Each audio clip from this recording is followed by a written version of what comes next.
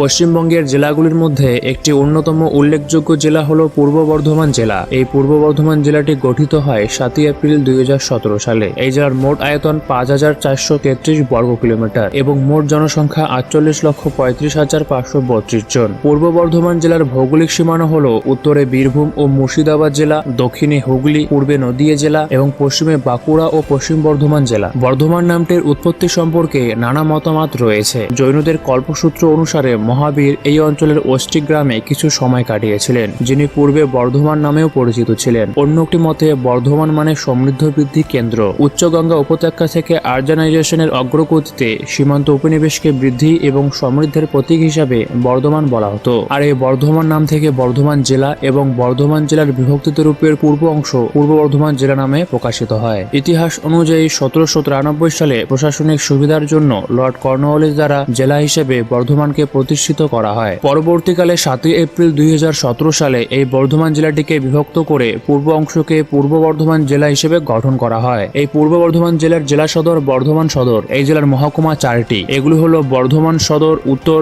বর্ধমান সদর দক্ষিণ, কাটোয়া ও কালনা এবং পৌরসভা 6টি। এগুলি হলো বর্ধমান, মেমারি, গুসকরা, কালনা, কাটোয়া ও দাইহাট পৌরসভা। পূর্ব বর্ধমান জেলার ব্লক সংখ্যা হলো 23টি। এই জেলায় 18টি থানা রয়েছে 20টি সেন্সাস টাউন, 23টি পঞ্চায়েত সমিতি, 215টি গ্রাম পঞ্চায়েত, 2102টি গ্রাম, 2177টি মৌজা এবং 3232টি গ্রাম সংসদ। পূর্ব বর্ধমান জেলার জেলা পরিষদের সংখ্যা 1টি। লোকসভার আসন রয়েছে 4টি। এগুলো হলো বর্ধমান দুর্গাপুর, বর্ধমান পূর্ব, বিষ্ণুপুর ও বোলপুর এবং বিধানসভার আসন রয়েছে 16টি। পশ্চিমবঙ্গ রাজ্যের বর্ধমান বিভাগের একটি গুরুত্বপূর্ণ জেলা। এই পূর্ব বর্ধমান জেলার প্রাকৃতিক সৌন্দর্য অপরূপ। এই জেলার ভূমিভাগ সমতল এবং এটি একটি পলল সমভূমি অঞ্চল যা 4টি বিশিষ্ট টপোগ্রাফিক অঞ্চল দ্বারা বিভক্ত। সম্পূর্ণ জেলা জুড়ে প্রচুর পুষ্করিণী, দিঘি, কূপ, খাল, জলা এবং বিল দেখতে পাওয়া যায়। এই জেলার মধ্য দিয়ে প্রবাহিত উল্লেখযোগ্য নদ নদীগুলি হল দামোদর, ভাগীরথী, অজয়, ব্রাহ্মণী, সিঙ্গারাম, বেহুলা, গাঙ্গুর ইত্যাদি। পূর্ব বর্ধমান জেলার জলবায়ু গ্রীষ্মমণ্ডলীয়, গরম এবং আর্দ্র। এই জেলার সর্বোচ্চ তাপমাত্রা 44 ডিগ্রি সেলসিয়াস এবং সর্বনিম্ন তাপমাত্রা 9 ডিগ্রি সেলসিয়াস। এই জেলার বার্ষিক গড় বৃষ্টিপাত 1347 মিমি। পূর্ব বর্ধমান পশ্চিমবঙ্গের একটি কৃষিকাজ সমৃদ্ধ জেলা। এই জেলার মাটি ও জলবায়ু খাদ্যশস্য উৎপাদনের পক্ষে বিশেষ উপযোগী। এই জেলায় ধান, গম, ভুট্টা, আলু থেকে শুরু করে বিভিন্ন রকমের শাকসবজি, ফলমূল ও তৈলবীজ উৎপাদিত হয়। অবিভক্ত বর্ধমান জেলা ধান উৎপাদনে পশ্চিমবঙ্গে প্রথম স্থানে ছিল এবং এর বেশিরভাগই উৎপাদন হতো বর্তমান এই পূর্ব বর্ধমান জেলা থেকে। পূর্ব বর্ধমান জেলায় বসবাসকারী বেশিরভাগ মানুষদের প্রধান ভাষা হলো বাংলা, তবে এই জেলায় সাঁওতালি, হিন্দি, উর্দু প্রভৃতি আরো অন্যান্য ভাষাও প্রচলিত। পূর্ব বর্ধমান জেলার মোট সাক্ষরতার হার 75.48%। এই জেলার উল্লেখযোগ্য কয়েকটি শিক্ষা প্রতিষ্ঠান হলো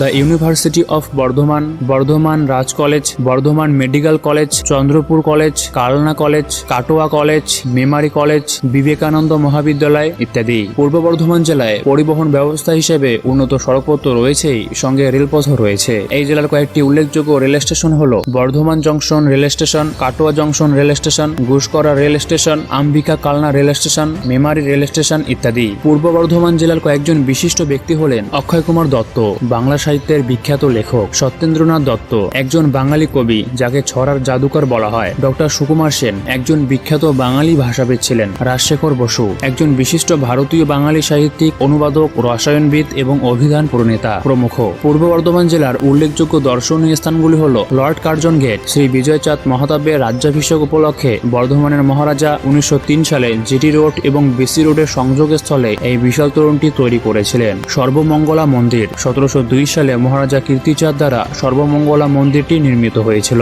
এটি বর্ধমানের ডিএন সরকার রোডে অবস্থিত। মন্দিরের মাতা সর্বমঙ্গলার মূর্তিটি প্রায় 1000 বছর পুরনো। এটি অবিভক্ত বাংলার প্রথম নবরত্ন মন্দির। শের আফগানের সমাধি। শের আফগানের সমাধিটি রাজবাটির নিকটে পীর বাহরমের পাশে অবস্থিত। কঙ্কালেশ্বরী কালী মন্দির। কঙ্কালেশ্বরী কালী মন্দিরটি বর্ধমান শহরের কাঞ্চননগরে অবস্থিত। 1700 খ্রিস্টাব্দে দামোদরের পাশের নদীতে মন্দিরের কালী প্রতিমাটি পাওয়া গিয়েছিল। 108 শিব মন্দির। শিউড়ি রোডে নবাবহাট বাস টার্মিনাসের কাছে প্রশস্ত শিব মন্দিরটি অবস্থিত। 108টি মন্দিরের একটি আয়তাক্ষেত্রাকার মালা হিসাবে এই শিব মন্দিরটি 1788 সালে মহারাজা তিলকচন্দনের স্ত্রী মহারানী বিষ্ণান কুমারী নির্মাণ করেছিলেন। এছাড়াও অট্টভা সতীপীঠ মন্দির, চুপিচর, কালনা রাজবাড়ি মন্দির, খ্রিস্ট গির্জা, খাজা আনোয়ার বের নবাব বাড়ি, ঝুলন্ত রেলওয়ে ওভারব্রিজ ইত্যাদি।